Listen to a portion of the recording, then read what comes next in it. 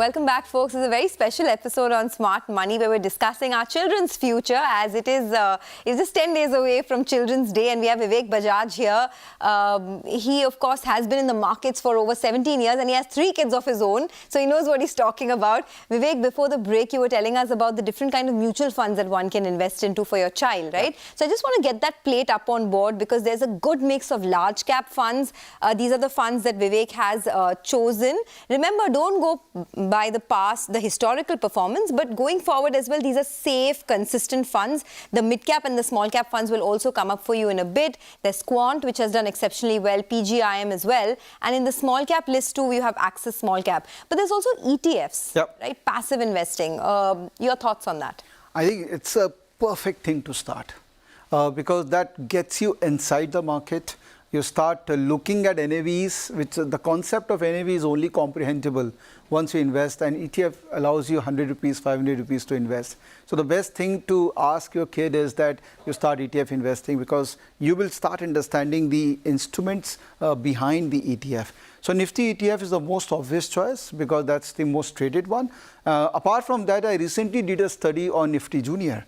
And I think it's also very, very interesting because coming 5 years, if you believe that India market is going to grow from 3 trillion to 5 trillion, all these junior Nifty stocks will do very well because finally they will become Nifty stocks, right? So combination of Nifty, Nifty Junior and maybe a gold ETF to give you that comfort of currency depreciation as well as gold being an inflation hedge. Okay, so gold is the next topic. Gold ETFs, do you prefer gold ETFs to sovereign gold bonds? I mean, your thoughts, because there's physical gold as well, but people don't prefer physical gold anymore because of the security risk, the making charges.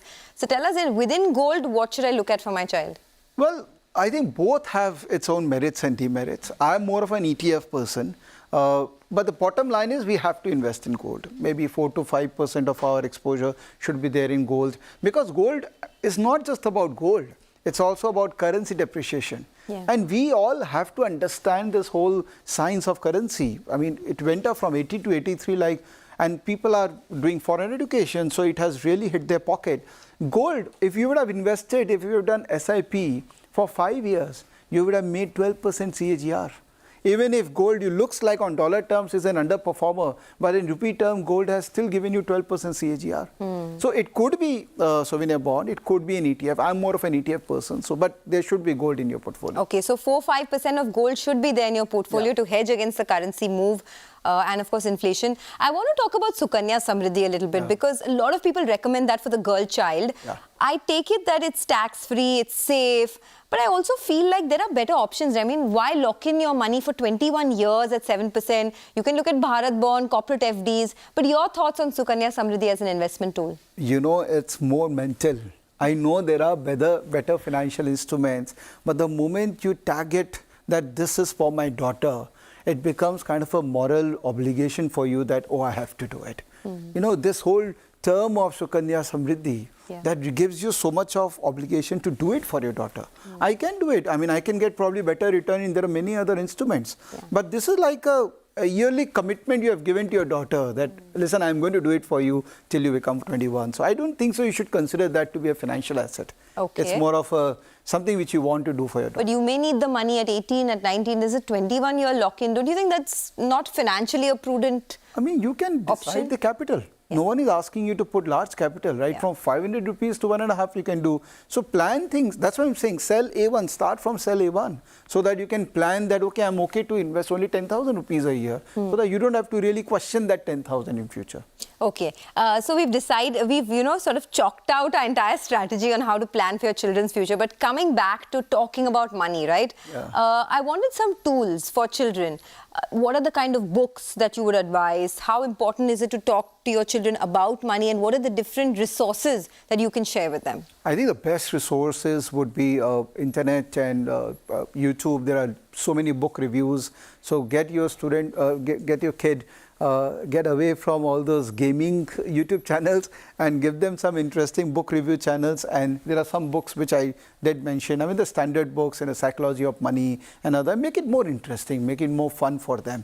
Otherwise, books are quite boring for younger generation these days, because we are not reading anymore. We are comfortable watching videos. So start with book summaries. That's a good option. Absolutely. So there's Psychology of Money, there's Rich Dad, Poor Dad, there's The Richest Man in Babylon. I've read 2 of them. I haven't read Richest Man in Babylon just yet, but I've heard it's amazing. Are there any other ways of introducing financial literacy to your child, in the sense, you spoke about pocket money, you spoke about books, you spoke about different tools on the internet. Anything else that you'd propagate to, start the concept early? I think let them earn money. That's very important. And earning money can be from a very trivial things like every morning when you get up, you have to make your bed. And I'll give you certain points because you have done that. So every day they should have a balance sheet of their own that, oh, today I made so much money. But there's a debate on that, right? I mean, you're incentivizing your child to do something that he should be doing anyway. Yeah. So isn't that counterproductive? Have you not heard the story of Krishna? Right? He wanted makhan, right? But, the mother used to ask him, you do this thing, then I'll give you. This is the most primitive way of motivating your kid, which has been followed in our rituals for many, many years. So I think we should not question that. Okay, all right. So that's about children, right? But sometimes children are sorted. It's the adults who are most confused. So for all the adult viewers watching you right now, and you have so many videos on YouTube about financial literacy, what are for beginners? I mean, this is a show that a lot of millennials, a lot of Gen Z watches as well. For beginners just getting into the market right now, what are your 1, 2 and 3 top to-do list for investing? Well, I think the most important is one has to understand this concept of compounding. It is widely talked about, but it is least practiced. Really, really, it's a powerful thing. And if you have that in your mind, it works fantastic. Second thing is habit, the power of habit. That consistency is so important. In stock market, I've seen as a full-time scalping trader to more of a passive trader and active investor. I've seen the more you have capital, the lesser your risk appetite becomes. In the other way around, people generally say that larger capital, your risk appetite is higher. No, that doesn't work that way. If you have more capital, you always have the mindset of losing that large capital. So your bets in the market, or your investment or your trading call in the market becomes much more wiser with a larger capital. So when you have smaller capital, think in a very different manner. And as your capital is growing, you have to change yourself. And market is changing every 4 year, 5 year. Because the market microstructure changes. Thanks to regulator, thanks to the new technology, market is changing every 3-4 years.